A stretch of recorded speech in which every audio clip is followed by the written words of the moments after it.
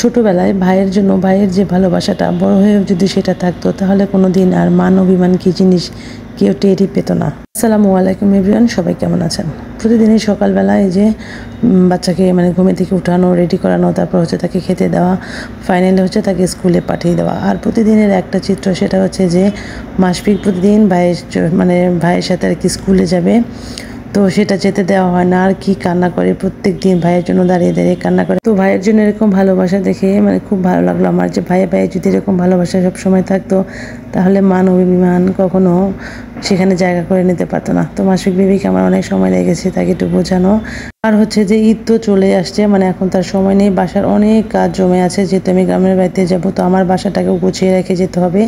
এখানে আমি কাপড় ভিজিয়ে দিয়েছি, তো আমি সবসময় কাপড়টা নিজেই ভিজিয়ে দিয়েছি। এই যে রান্না করার জন্য মাংস প্রতিদিন রান্না করতে হয় আমার, যে বাচ্চার জন্য এরকম করে রাখতে হয়।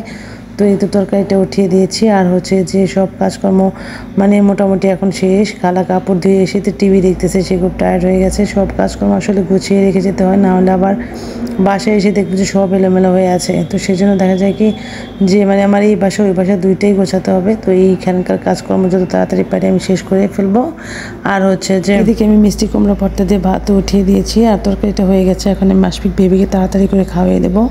তো ওর খাওয়া হয়ে গেলে আমার আবার অনেক কাজ আছে। আর ওই যে কাপড় শুকা দিয়ে দিলাম, আর আমি কাপড়টা নিজেই শুকা দিই। আর হচ্ছে যেহেতু খুব সুন্দর করে 3টা বারান্দা ভর্তি করে আমি কাপড় শুকা দিয়েছি। আর যেভাবে রোদ উঠেছে তাতে মনে হচ্ছে কাপড় আজকেই শুকিয়ে যাবে। ছাদে যাইতে অনেক কষ্ট হয় আমার, সেজন্য আমি ছাদে যাই না। খালা তো ছাদে যাবেই না। আর তো ডালটা বসিয়ে দিয়েছি। এখন হচ্ছে মিষ্টি কুমড়াটা আমি ভর্তা করে নেব। মিষ্টি কুমড়াটা হালকা ভেজে করে ভর্তা করলে ওটা খুব টেস্ট হয়, কিন্তু ওটা খেলে আমার গ্যাস্ট্রিকের সমস্যা খুব বেশি হয়। তো সেই জন্য আমি সিদ্ধ করেই ভর্তা বানিয়ে নিলাম। আর হচ্ছে এই যে মুসুরির ডালটা আমার হয়ে গেছে, ডালটা আমি বাগার দিয়ে নেব। আর হচ্ছে এই তো ফ্রিজে যা ছিল এখন মোটামুটি সব কিছু শেষ হয়ে করে ফেলেছি। তো হালকা পাটা 2-1 দিন থাকবো, তো ওইটার জন্য যা আছে ওগুলো আস্তে আস্তে শেষ করব। তো এই তো আমার সব রান্নাবান্না কাজকর্ম সব শেষ করে এখন আমি ভাত খেতে বসে পড়েছি। তো মিষ্টি কুমড়া ভর্তাটা খুব বেশি ভালো লেগেছে আমার কাছে। মিষ্টি কুমড়া সবসময় ভালো লাগে। আর হচ্ছে যে ডাল নিয়ে নিলাম। ডাল ভাত আমার খুবই প্রিয়, আর আমি ডাল ভাতটা সবসময় পান্তা ভাতের মতো করে ডালটা নিই। দুপুরে খাওয়া দাওয়া শেষ করে তারপর হচ্ছে বাচ্চাদেরকে নিয়ে একটু রেস্ট বা ঘুম যেটাই হোক, তারপর হচ্ছে যাব বাইরে। তো ওইতে বাইরে চলে এসেছি, বাইরে কিছু কেনাকাটা ছিল।